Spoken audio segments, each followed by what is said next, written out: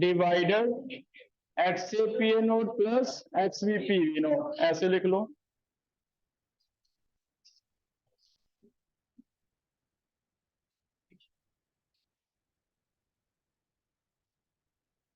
YA is equal to XAPA0 divide XAPA0 plus XBPV0। तो इससे किसी का आंसर आ रहा है, चेक करना। XB रेशो कितनी है? 1:2 है। 1:2 का मतलब अगर इसका 1/3 है तो दूसरे का कितना हो गया? 2/3।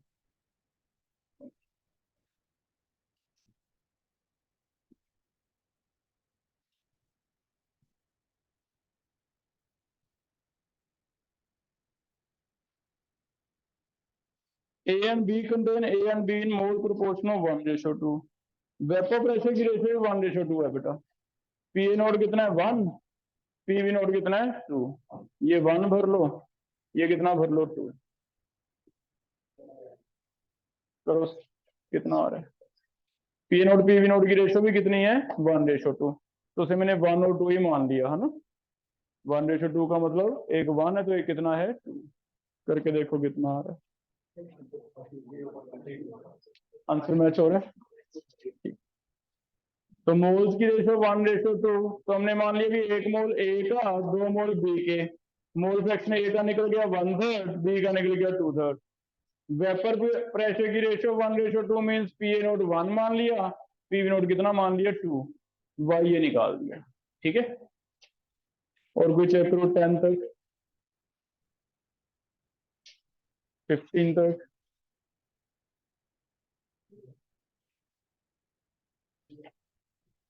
20,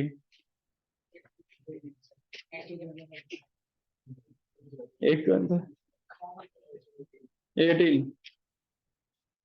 18 इज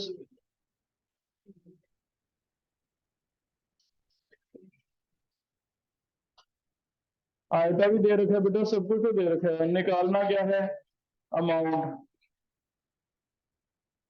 क्या फॉर्मूला रहता है? कैलकुलेशन ही रहेगी फिर तो, वही गलती होगी। P इज इक्वल टू आयता W/M into 1000/V into RT। Check करो, मैंने मोलैरिटी भर दी।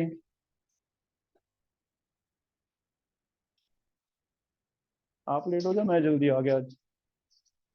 लेट हो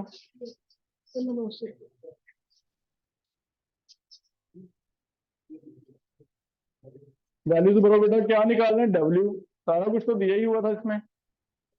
आपको कैलकुलेशन करना है। आई थिंक P पढ़ो, 18 को।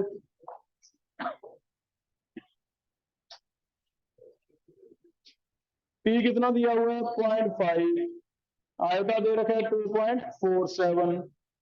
वेट हम निकालना चाहते हैं। मोलर वेट इसका चेक करो, 111 आ जाएगा इंटू R1/12 ले लो। टेम्परेचर कितना है? 300। सॉल्व करके देखो, कैलकुलेशन है बस। करो जल्दी, जल्दी आ जाओ, जल्दी आ जाओ।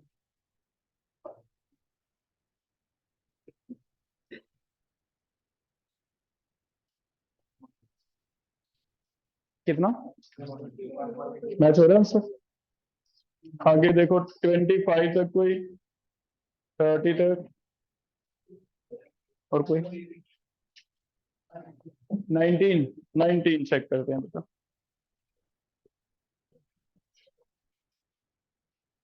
रेशियो ऑफ डिप्रेशन अगर सेम मोलैरिटी है बेटा तो डेल्टा TF आयता पे डिपेंड कर जाएगा, है ना। तो 19 is delta TF is equal to iota KFM। ये के लिए मोलैरिटी और मोलैरिटी ऑलमोस्ट सेम है, तो जो आयता का रेशियो होगा वही इनका रेशियो होगा। आयता तुम बताओ, यूरिया का 1, नमक का NaCl का 2 आए ना, तो 2 ले लेंगे। तीसरा कौन सा है? Na2SO3, 3 ले लेंगे, तो 1:2:3 आ जाएगा। आयता NaCl, आयता यूरिया, आयता सोडियम सल्फेट 1:2 है ना। चेक करो। और कोई 25 तक 30 तक। और कौन सा पूछना है? 35। उससे पहले कोई बेटा 35 से पहले 31 भी बोल रहा है कोई? 24। 24 देखो, सेम ही है क्वेश्चन जो अभी किया। आयता की रेशो है बेटा। बॉइलिंग पॉइंट का रेशो मतलब क्वालिटेटिव प्रॉपर्टी की रेशो। क्वालिटेटिव प्रॉपर्टी की रेशो मीन्स आयता की रेशो, क्योंकि बाकी तो सेम है, मोलैरिटी है ना, सेम मोलर कंसंट्रेशन है। तो बताओ AlCl3 और कैल्शियम क्लोराइड के आयता कितने कितने आने चाहिए? AlCl3 एंड कैल्शियम, ये तो 4 आयन बनेंगे, तो 4 आयता लेंगे। ये 3 आयन बनेंगे, तो 4:3 आ जाएगा। ठीक है। Number of ion is equal to iota. कब तक? जब तक डिग्री ऑफ डिसोसिएशन दी नहीं है, तो हम इसे आयोटा ले लेंगे। ठीक है। तो एक में 4 आयन बन रहे हैं, एक में 3 आयन बन रहे हैं। 31 से तो 35। 35 इज क्या आंसर दिया था 35 का? हम्म, कोई एक्सप्लेन कर देगा बी कैसे आ रहा है?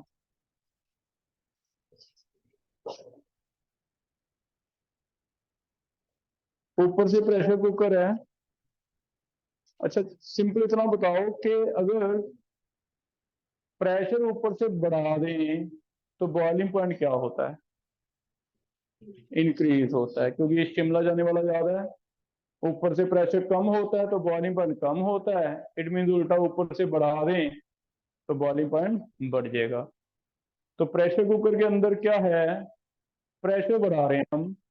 क्यों? क्योंकि एयर का तो है ही है, स्टीम बनेगी, बाहर नहीं जाने देते आप, अंदर ही इकट्ठी होती है। स्टीम का भी कुछ ना कुछ प्रेशर है।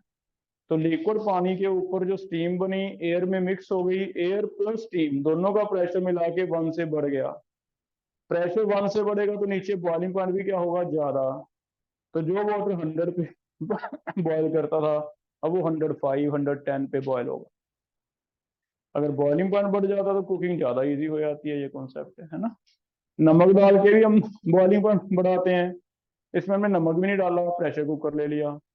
प्रेशर कुकर क्या करता है? ऊपर से प्रेशर बढ़ा देता है, क्योंकि स्टीम वहीं पे इकट्ठी होती जा रही है।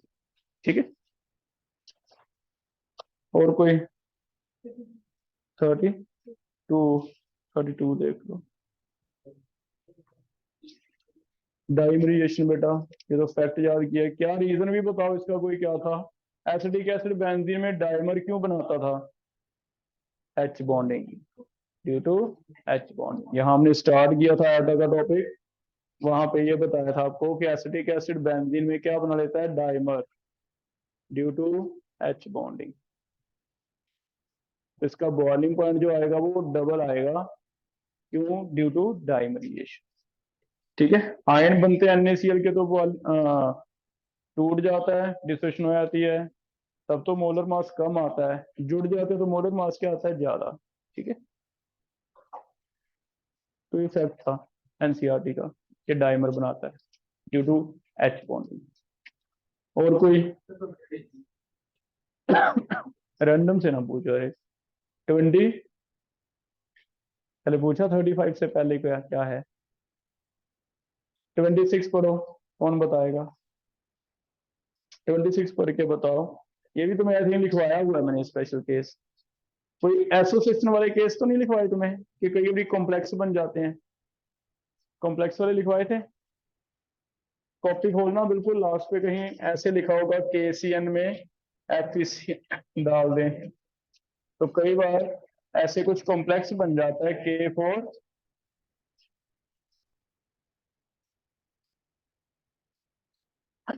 तो मैंने ऐसे बता दिया था भी, अभी हम सारे कॉम्प्लेक्स तो नहीं कर सकते, ये तो हम बाद में पढ़ेंगे। एक हिंट दे दिया था भी, कई बार सल्यूट ऐड करेंगे, लेकिन सल्यूट ऐड करने से कॉलिगेटिव प्रॉपर्टी कम हो जाएगी।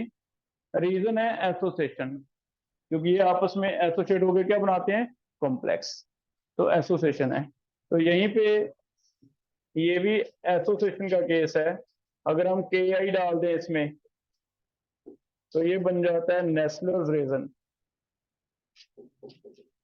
K2HgI4 बनता है।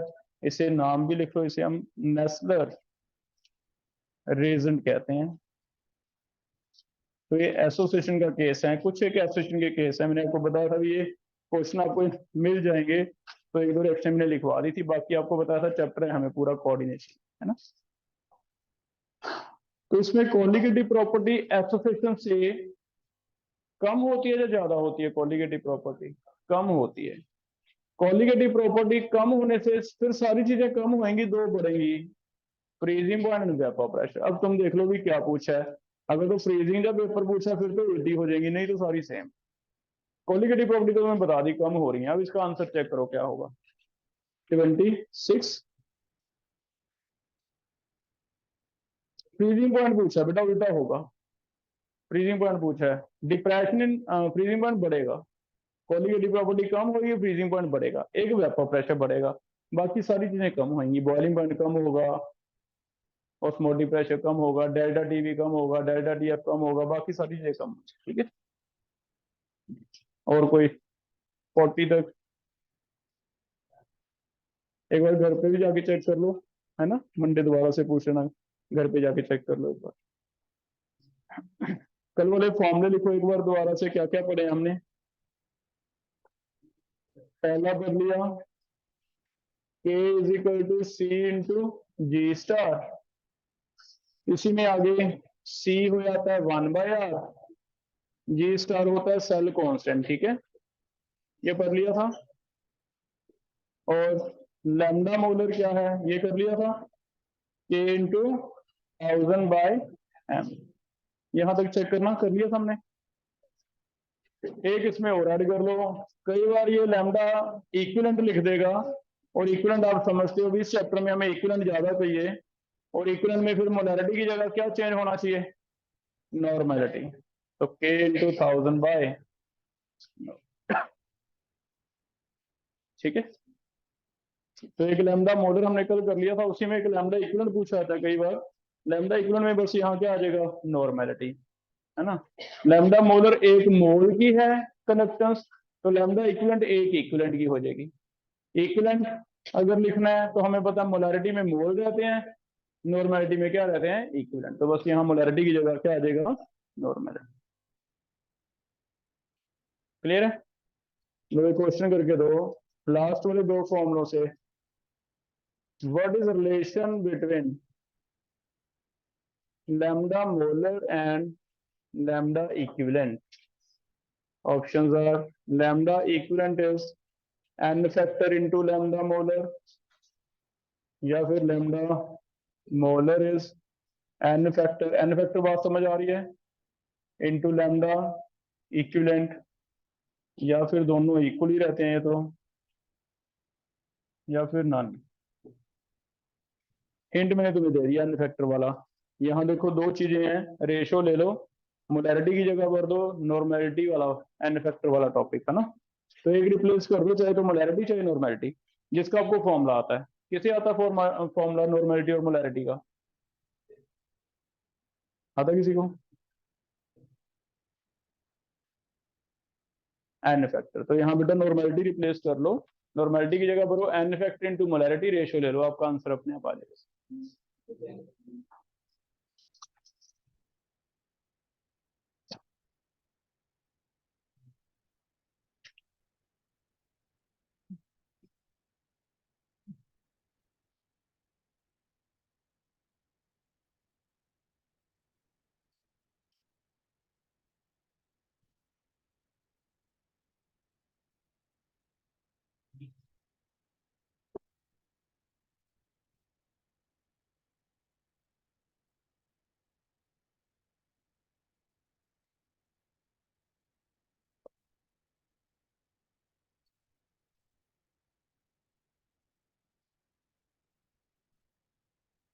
नहीं आ रहा कोई? कौन सा? डी ऑप्शन उल्टा हो जाएगा बस, क्योंकि यूनिवर्सल रेशन है ना। अगर normality is equal to n factor into molarity है, तो ये इसका उल्टा कर लो, लैम्डा मोलर n फैक्टर। ठीक है, तो यहाँ नॉर्मेलिटी की जगह मैं क्या भर रहा हूँ, normality is equal to N into molarity. Ratio ले लो, करके देखो रेशो अगर काट दोगे तो I think lambda molar by lambda equivalent ये कट जाएगा, ये वाला ऊपर चल जाएगा, एम भी कट जाएगा, एन फैक्टर ऊपर चल जाएगा, लैम्डा इक्वलेंट इधर जाके मल्टीप्लाई हो जाएगा। तो lambda molar is an factor into lambda equivalent हो जाएगा बेटा, क्योंकि नॉर्मेलिटी का क्या रिलेशन रहता है, normality is equal to N factor into molarity. ये तो हम अभी करके आए हैं, फ्राइडेज लॉ में पढ़ा था टॉपिक, ठीक है।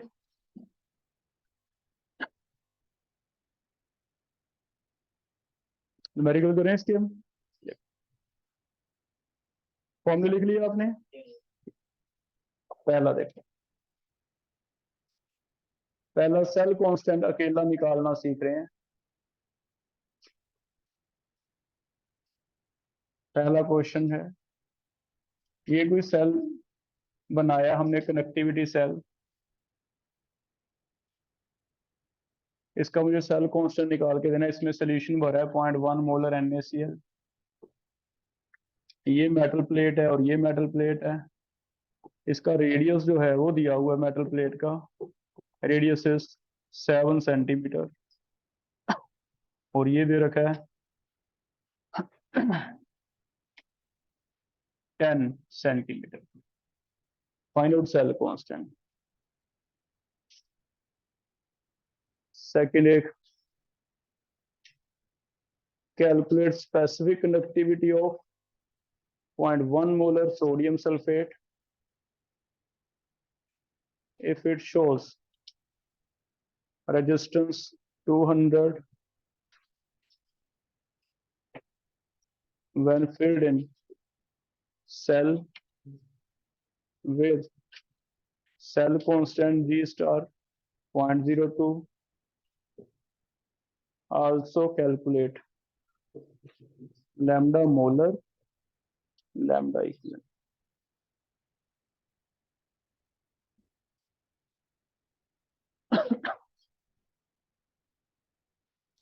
सेल कांस्टेंट होता है एल अपॉन ए, तो आप एल निकाल लो, ए निकाल लो, एल अपॉन ए करना है।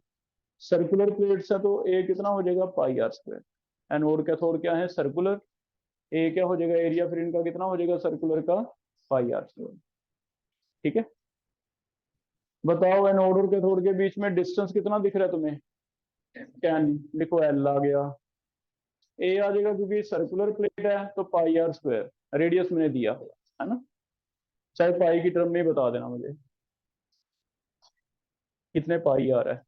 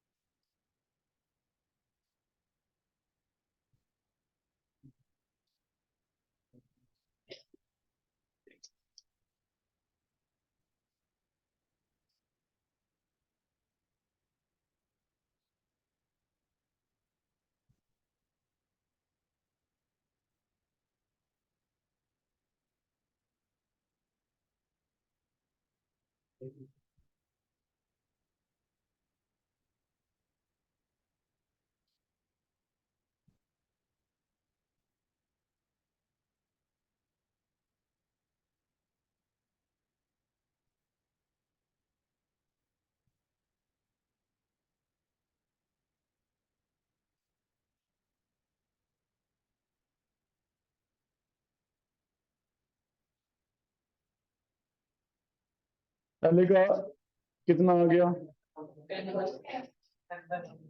10/14 49 पाई नीचे सही है बेटा। ये यूनिट्स करो पर सेंटीमीटर, ठीक है। एल बाई है ना, एल के हो गए सेंटीमीटर एरिया, सही है। 10 डिवाइड पाई आर स्क्वायर निकाल लेते हैं, पाई 7/7 49, ठीक है। बस ये आ गया, हो जाएगा।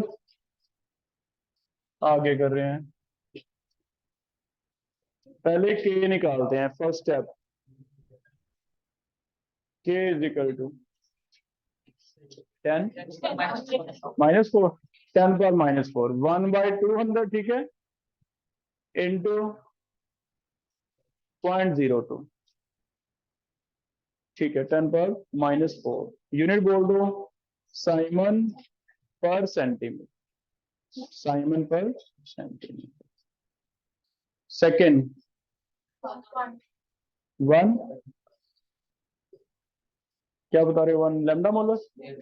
लैम्डा मोलर का फॉर्मूला लगा के इंटू 1000 डिवाइड मोलैरिटी कितनी है 0.1, ठीक है। 1 आ गया, यूनिट्स आ जाएंगे 1 साइमन सेंटीमीटर स्क्वायर पर मोल, ठीक है। तीसरा, अभी जो फॉर्मूला लगा उससे निकाल लो, लैम्डा इक्वलेंट डिवाइड करना है इसे एन फैक्टर से 0.5, एन फैक्टर सॉलिड वाला लगेगा, 2 के टाइन है, 2 चार्ज आ जाएगा, एक सोडियम पे 1, 2 पे कितना आ जाएगा 2, 1/2 आ जाएगा 0.5, ठीक है। चेक कर लोगे।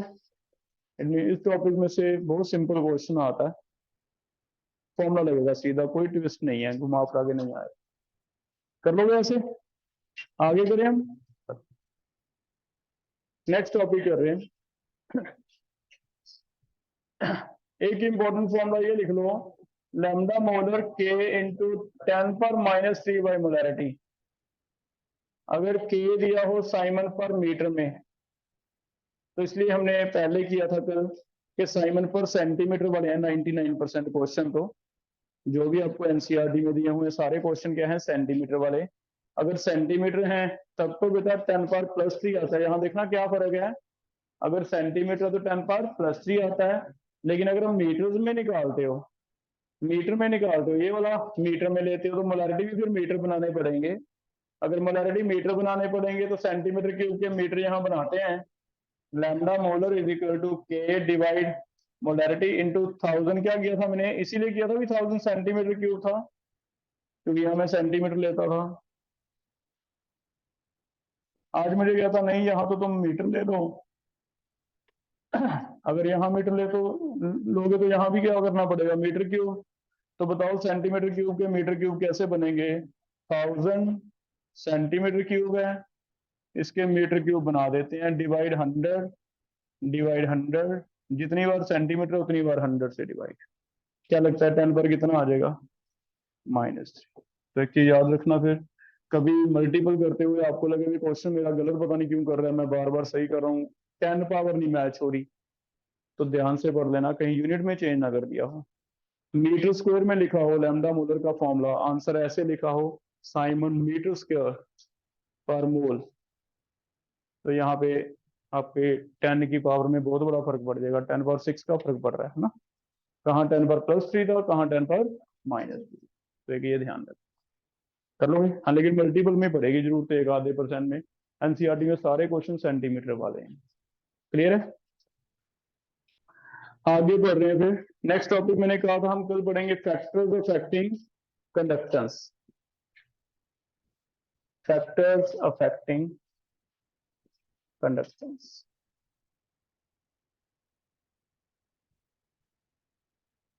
फैक्टर पढ़ते हुए 2 चीजों पे ध्यान देना है आपने, मैं कोई फैक्टर बोलूंगा आपको बताना है भी ये ज्यादा करने से कंडक्टेंस बढ़ेगी या कम होएगी, बस एक चीज पे, 2 चीजों पे ध्यान देना है। अगर ये पॉजिटिव है, ये नेगेटिव है, तो कंडक्टेंस आयंस की वजह से है, पॉजिटिव वाले किधर जाते हैं नेगेटिव की तरफ, और नेगेटिव वाले किधर जाते हैं, ठीक है। दो चीजों पे ध्यान देना, यहाँ कंडक्टेंस एक तो कैरियर्स हैं आयंस, सोडियम आयन और क्लोराइड आयन। अगर ये सोडियम आयन और क्लोराइड आयन का नंबर बढ़ाते रहोगे, जितने ज्यादा कैरियर आते जाएंगे इसके अंदर अंदर, इतने सोल्यूशन के अंदर अंदर जितने ज्यादा नंबर ऑफ आयन होंगे उतना ही तुम्हारा कंडक्टेंस ज्यादा होगा। नंबर ऑफ आयन ज्यादा होने से इधर ज्यादा पहुंचेंगे, इधर ज्यादा पहुंचेंगे, तो कंडक्टेंस क्या होगा, ज्यादा, डोमिनेटिंग फैक्टर। और दूसरा, अगर नंबर ऑफ आयन में फर्क नहीं पड़ रहा, तो मैं लगता है कि वो तो सेम ही दे रखे हैं, तो नंबर ऑफ आयन चेंज नहीं हो रहे हैं, तो याद रखना स्पीड से फर्क पड़ेगा। आयन उतने ही हो लेकिन एक तेज भागने वाला हो, एक स्लो भागने वाला हो, स्पीड ज्यादा होने से कंडक्टेंस क्या होगी, ज्यादा। तो दो फैक्टर मेन हम अपने दिमाग में बिठाने के लिए याद रखेंगे कि कंडक्टेंस पहले तो बढ़ेगी नंबर ऑफ आयन से, डोमिनेटिंग है, फिर बढ़ेगी स्पीड से। अब जो भी वो 4-5 फैक्टर लिखे हुए हैं उसे तुम्हें रिलेट करना है भी, हाँ इससे कंडक्टेंस बढ़ेगी या कम होएगी क्योंकि आयंस बढ़ गए या आयंस कम हो गए, या फिर आयंस नहीं बढ़े स्पीड कम होगी या स्पीड ज्यादा, ऐसे रिलेट कर लेना, ठीक है। दो ही चीजें हैं हमारे पास, बस समझ आ गई। ये एनोड है, इस पे अनाइन भाग के जा रहे हैं, दो चीजों से फर्क पड़ेगा, या तो अनाइन नंबर कितने हैं, कितने भाग के जल्दी पहुंच गए उतने ही वो इलेक्ट्रॉन ज्यादा कैरी करके ले गए, फिर तो तुम्हारी कंडक्टेंस क्या हो गई, ज्यादा। या फिर आयंस भागने वाले उतने ही हैं लेकिन स्पीड एक की ज्यादा थी, एक की क्या है, कम, तो जो ज्यादा तेजी से भागा उसकी कंडक्टेंस क्या हो जाएगी, उसने टाइम कम लिया। करंट दोनों पे डिपेंड करता है, चार्ज पर यूनिट टाइम, ठीक है। क्लियर है बेटा। पहला फैक्टर देखो, पहला फैक्टर उसने लिखा हुआ है strong and weak electrolyte, nature of electrolyte. एक स्ट्रॉन्ग इलेक्ट्रोलाइट है, एक वीक इलेक्ट्रोलाइट है, तो बता दो स्ट्रॉन्ग इलेक्ट्रोलाइट ज्यादा अच्छा होगा या वीक इलेक्ट्रोलाइट ज्यादा अच्छा होगा, और क्यों।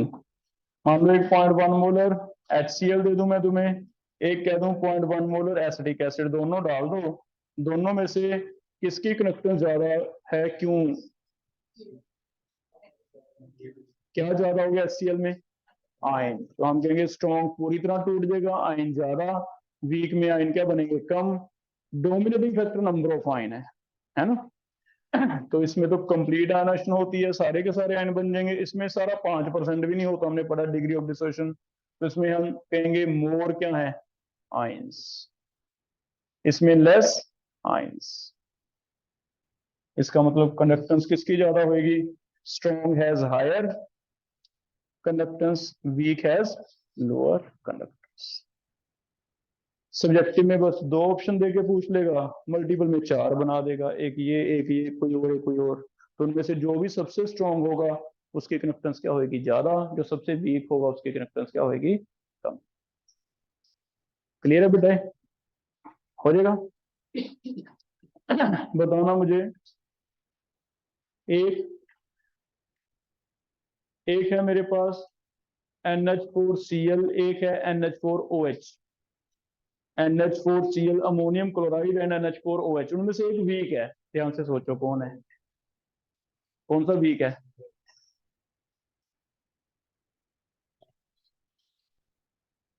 एक है बेटा NH4OH, एक है NH4Cl, कोई एक वीक है इनमें से, हमने पढ़ा है कहीं ना कहीं, किसे पढ़ा वीक, हाँ पढ़ा है ना, वीक बेस। सॉल्ट थोड़ी ना वीक होते हैं, NH4Cl इज सॉल्ट, सॉल्ट तो आयंस बन जाते हैं, सॉल्ट में थोड़ी ना वीक का कॉन्सेप्ट है, वीक तो सीधा ही था, इसमें तो एसिड बेस होते हैं वीक। तो वीक बेस कौन सा है, NH4OH, हम कहेंगे वीक है, सॉल्ट है बेटा ये तो। केटाइन अनाइन क्या होते हैं, सॉल्ट, सॉल्ट तो पानी में टूट ही जाते हैं ना सारे, तो स्ट्रॉन्ग है। तो बताओ किसकी ज्यादा, स्ट्रॉन्ग की ज्यादा, वीक की क्या होगी, कम। एक है एसिटिक एसिड 0.1 मोलर, एक है फ्लोरो एसिटिक एसिड, किसकी ज्यादा बताओ, फ्लोरो वाला स्ट्रॉन्ग है। एक है फ्लोरो एसिटिक एसिड, एक है नाइट्रो एसिटिक एसिड, नाइट्रो। एक है फ्लोरो एसिडिक एसिड, एक है डाई फ्लोरो एसिडिक एसिड, एक है ट्राई फ्लोरो एसिडिक एसिड। जितने ज्यादा फ्लोरीन उतना तो सारा ऑर्गेनिक का पार्ट आ जाएगा। जितना स्ट्रॉन्ग बनाते जाओगे उतना ही तुम्हारी कनेक्टेंस ज्यादा, तो मल्टीपल बहुत सारे बन सकते हैं। ठीक है, पहला हो गया बताइए, पहला factor. Second factor, second factor है नेचर ऑफ सॉल्वेंट।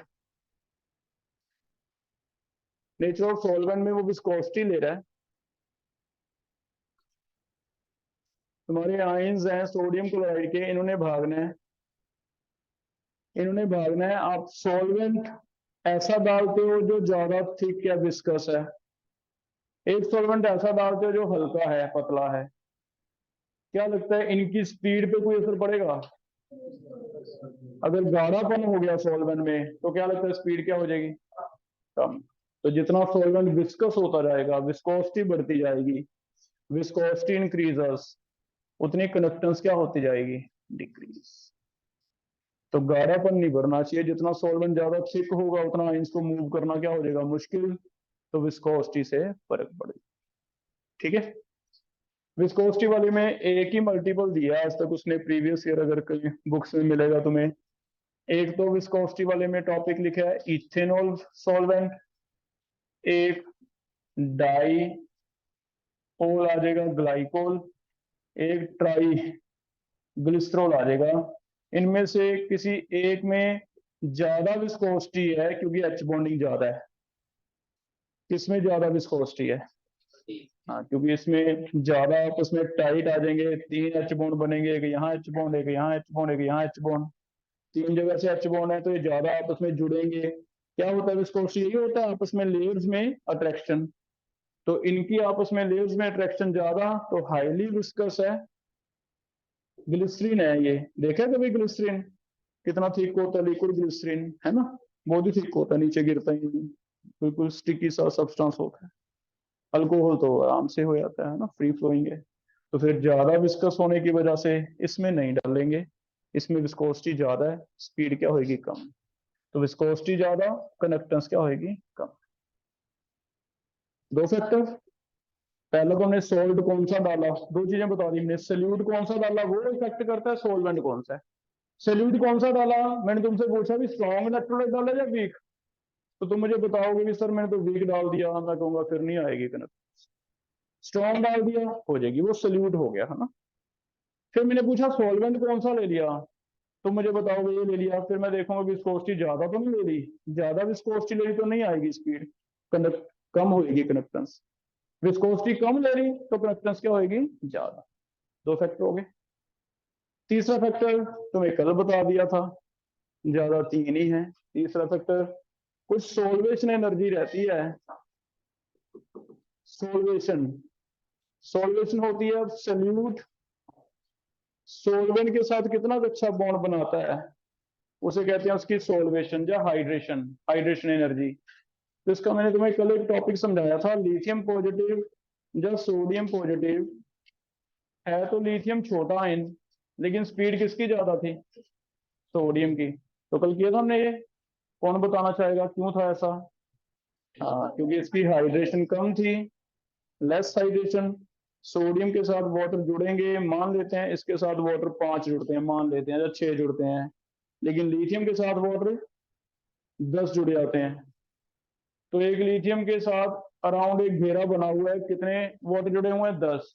अगर वो लिथियम भागने की कोशिश करता है तो 10 वाटर को खींचना पड़ेगा साथ में। सोडियम के साथ कितने जुड़े हैं? 5। तो सोडियम अगर भागता है तो उसे पीछे से कितने खींचने वाले हैं? 5।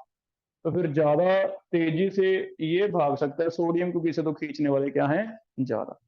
खींचने वाले ज्यादा कब जुड़ेंगे? जब बॉन्ड अट्रैक्शन क्या होगी? स्ट्रॉन्ग। तो इसे कहते हैं हाइड्रेशन या सोल्वेशन। मोर सोल्वेशन लेस क्या होगा? कंडक्टेंस। अब सोल्वेशन तो हाइड्रेशन एक ही बात है बेटा। सोल्वेशन आगे कैसे देखते थे? सोल्वेशन डिपेंड करती है, पहला डायरेक्टली प्रोपोर्शनल टू चार्ज, दूसरा inversely proportional to size.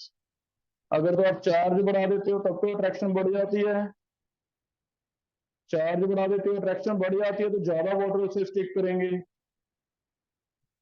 Charge कम कर देते हो तो अट्रैक्शन कम हो जाती है, number of water come stick करेंगे। जैसे beryllium 2 and lithium 1, beryllium 2 positive, lithium 1 positive, किसको ज्यादा वाटर पकड़ेंगे? बेरिलियम 2 को। 2 पॉजिटिव के साथ नेगेटिव की अट्रैक्शन क्या होगी? ज्यादा। तो जितना चार्ज ज्यादा उतने उसे ज्यादा पकड़ लेंगे, ज्यादा पकड़ लेंगे आके, तो भाग नहीं पाएगा, तो कंडक्टेंस कम। लेकिन अगर चार्ज सेम है, वो ये लिख ही रहा, चार्ज सेम है तो साइज छोटा, साइज छोटा होने से अट्रैक्शन क्या होती है? ज्यादा, तो फिर ज्यादा स्टिक करेंगे। तो ऐसे दो फैक्टर चेंज करेगा, या तो कहीं चार्ज या फिर कहीं साइज। कर लोगे बेटा? इसे हम कहते हैं सॉल्वेशन। तीन फैक्टर हो गए। पहला आपका सल्यूट कैसा है, दूसरा आपका सोलवेंट कैसा है, तीसरा सल्यूट और सोलवेंट में आपस में अट्रैक्शन कितनी का है। इसे कुछ जगह ऐसे भी लिखा होगा, तीन तरह के attraction, solute solute attraction, solvent solvent interaction, या फिर solute solvent interaction. Solute solute interaction का मतलब आपस में सल्यूट टूटता है कि नहीं? अगर इंटरेक्शन नहीं है तो टूटेगा, स्ट्रॉन्ग है। इंटरेक्शन ज्यादा तो नहीं टूटेगा, वीक है। Solute solute interaction. Solvent solvent viscosity, जितनी आपस में सोलवेंट सोलवेंट जुड़े हुए हैं, विस्कोस ज्यादा है, तो सोलवेंट सोलवेंट। सल्यूट सोलवेंट एक केटाइन है एक वाटर है, आपस में कितना का हाइड्रेशन है, कितनी सॉल्वेशन है, उसे कहते हैं सोलवेंट सोलवेंट। तो साथ साथ ही ब्रैकेट में यहाँ ये लिखे हैं, ऐसे भी लिखने, कहीं आप इसमें कंफ्यूज होते रहो। पहले वाले में स्ट्रॉन्ग वीक में ऊपर ब्रैकेट में लिख लो, इसे कहते हैं solute solute interaction, solute solute interaction. दूसरे को क्या कहा है?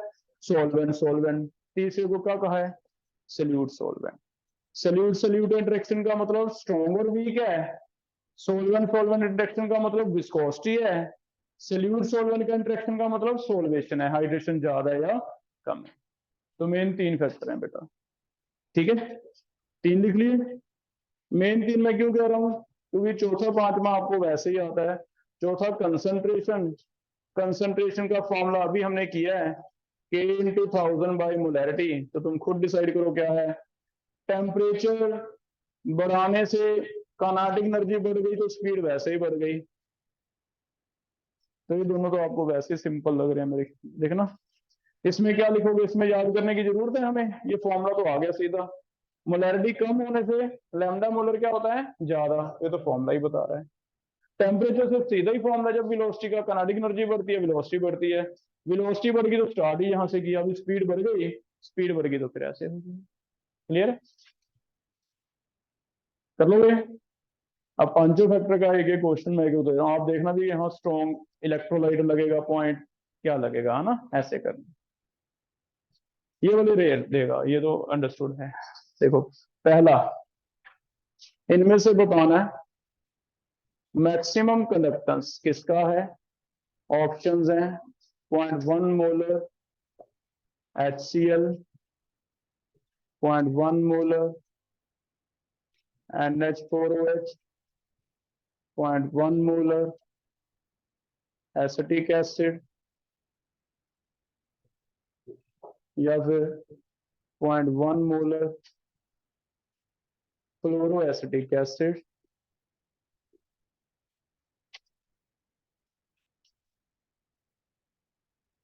सेकंड क्वेश्चन है maximum conductance of NaCl is in A option ethanol, B option glycol, C option glycerol, D option can't be predicted.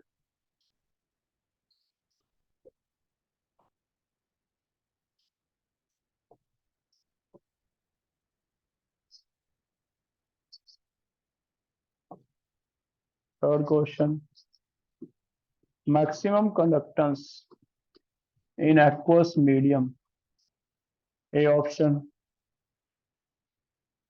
Lithium chloride, B option lithium chloride, C option lithium bromide.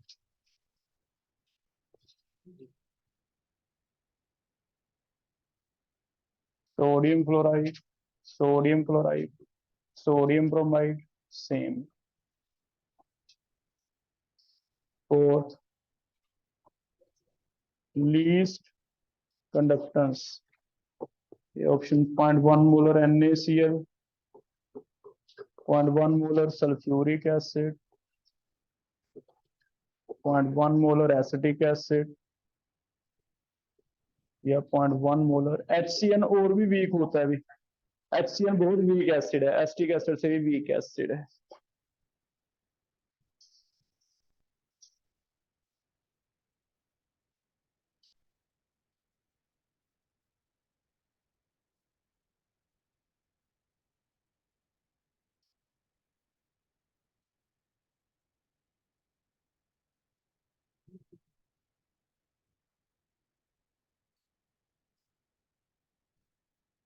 पहले और last में एक ही concept है, कौन सा factor लग रहा है, स्ट्रॉन्ग वीक इलेक्ट्रोलाइट वाला, है ना। सोलवेंट वाला किसमें लग रहा है, सोलवेंट की विस्कोसिटी वाला इथेनॉल वाले में, और वो कौन सा हाइड्रेशन वाला लगेगा उसमें, मैं हिंट दे रहा हूँ, हाइड्रेशन एनर्जी वाला लगेगा। सोडियम कट के फ्लोराइड, क्लोराइड, ब्रोमाइड, आयोडाइड, इनकी हाइड्रेशन देखनी है, साइज से रिलेट करोगे क्योंकि चार्ज तो सेम ही है, साइज से रिलेट करोगे।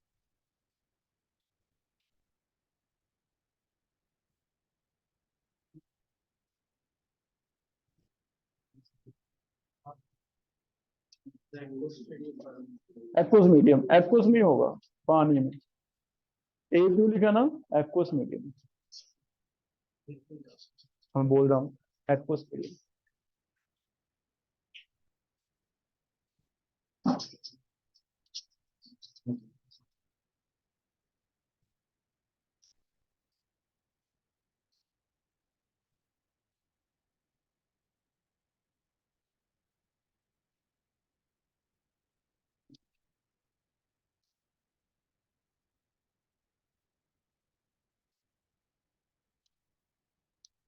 चलें स्टार्ट, बता, पहला बता दो, सबसे ज्यादा HCl, तो ये एक ही है जो स्ट्रॉन्ग इलेक्ट्रोलाइट है, कर लोगे। इनमें से मैक्सिमम इथेनॉल जिसकी विस्कोसिटी कम है, इनमें से मैक्सिमम उल्टा होगा जिसका साइज बड़ा है, क्योंकि हाइड्रेशन क्या है, कम, लीस्ट हाइड्रेशन। लास्ट में डी सबसे वीकेस्ट, ठीक है। अब सक्शन रीजन बना लेते हैं, पहले का रीजन बता दो, सक्शन रीजन बन जाएगा।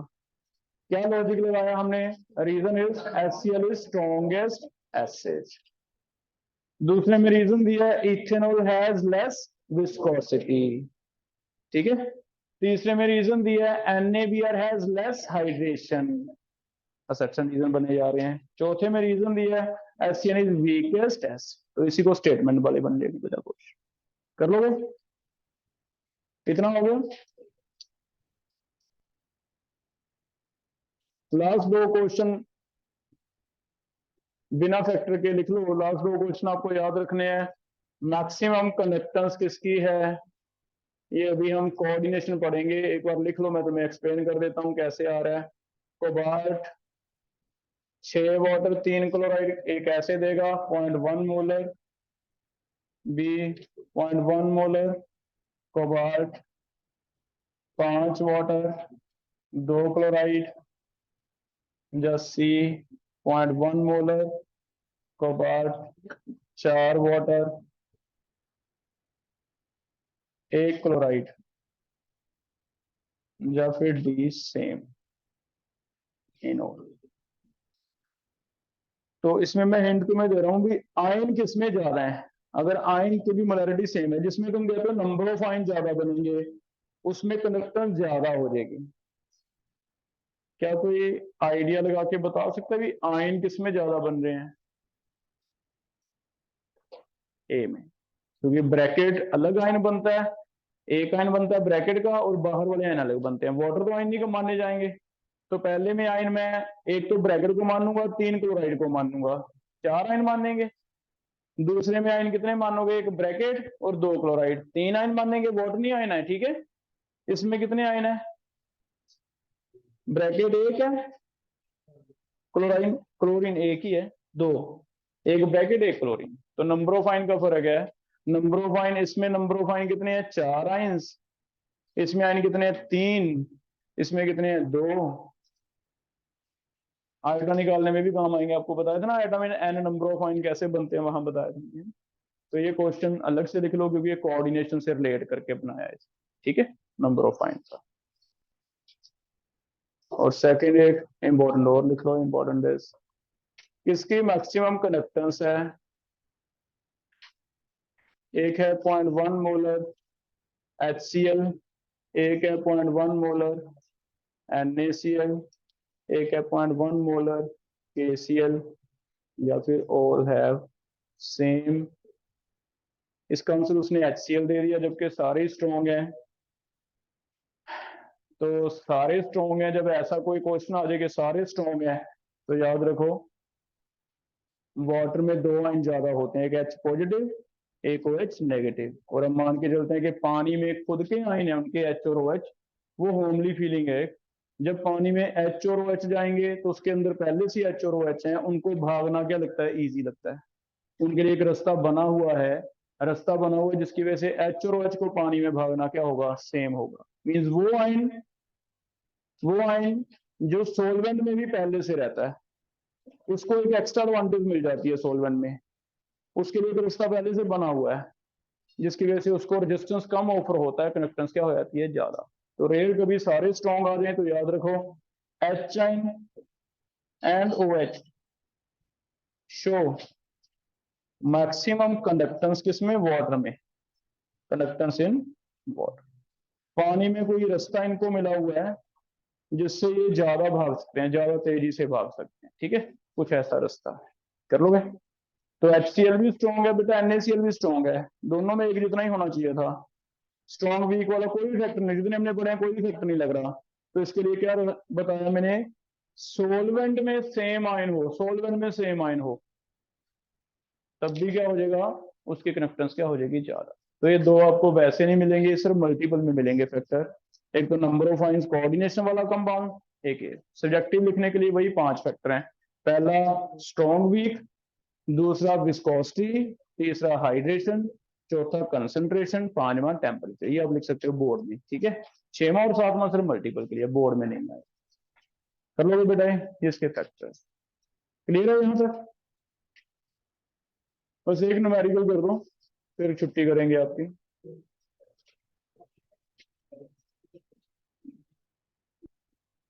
4.9% सल्फ्यूरिक एसिड, डेंसिटी दी हुई है 1.2। थोड़ा मुश्किल देख रहे हैं क्वेश्चन कैसे आता है। It is filled in cell having 2 electrodes 10 into 5 centimeter square, separated by 0.1 meter. It shows a resistance of 120 ohm. Calculate K, lambda molar, lambda normal, है वही है, बस थोड़ा सा कैलकुलेशन ज्यादा आ सकती है कभी कभी, है ना।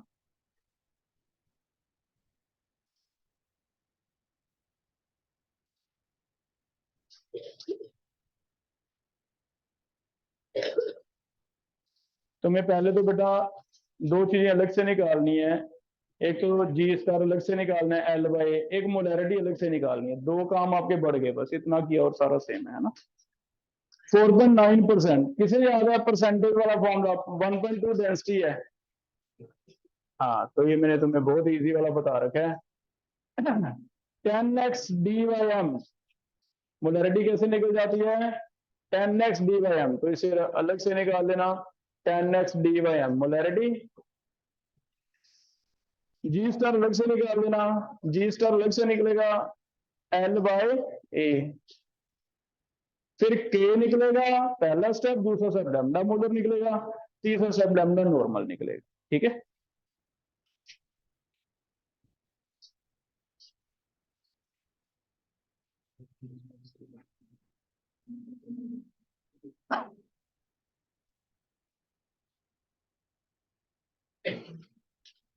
मंडे आपका टेस्ट है बेटा, कौन सा टेस्ट था मंडे, सबसे पहले है ना, मंडे कर दिया।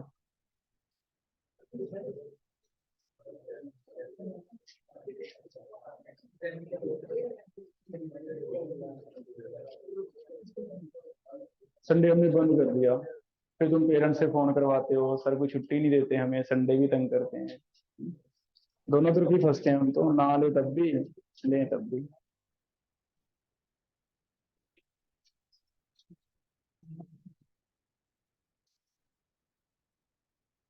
जल्दी बताओ भाई कितना आ गया, इतना टाइम थोड़ी ना होगा। मोलैरिटी बता। पॉइंट मोलैरिटी 0.6 सबकी आ रही है। मोलैरिटी लिख लो 0.6। हाँ 6 आ रही है, 0.6 आ रही है। नेहा कितनी आ रही है बेटा? 0.6। चेक करो। 10 इंटू एक्स कितना है 4.9 इंटू डेंसिटी है 1.2 डिवाइड कितना है मोलर वेट 40 नहीं 98। ये कट गया 10, ये कट गया, ये 2.6 आ रही है। 0.6 सही है। जी स्टार देखो एल कितना है 0.1 मीटर। बता कितनी आ रही है तेरी? 0.2। 10 लेंगे फिर सेंटीमीटर में, डिवाइड 10 इंटू 5। बस ये ध्यान रखना ये मीटर दे दिया मैंने, ये सेंटीमीटर है, हमें सेंटीमीटर में चाहिए है ना। तो कहीं ने ये गलती की होगी, चेक कर लो। ये आ गया 1/5.2 पर सेंटीमीटर। ठीक है। अब के निकालते हैं। के इज इक्वल टू 1/r कितना है 1/120 into G star 0.2।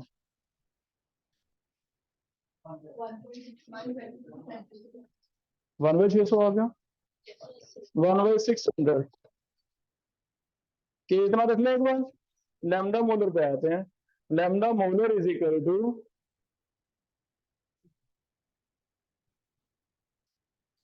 Lambda molar आ जाएगा हमारा is equal to K into 1000/m।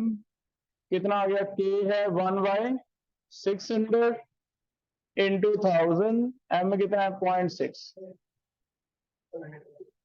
100/36 आ रहा है, चेक करो। 100/36 कर लोगे अभी। 100/36 लैम्डा मोलर आ रहा है। Lambda equivalent divide N factor करोगे, एन फैक्टर कितना है 2, तो डिवाइड 2 कर देना, 50/36 आ जाएगा। हो जाएगा। क्लियर है? चलो यहां तक करो। बुकलेट के पीछे आपके कुछ क्वेश्चन टॉपिक वाइज दिए हुए हैं बेटा, उनमें से इलेक्ट्रोलिसिस का टॉपिक स्टार्ट कर लो। इलेक्ट्रोलिसिस खत्म कर दो, तो नेक्स्ट हम अभी पढ़ेंगे फिर करेंगे।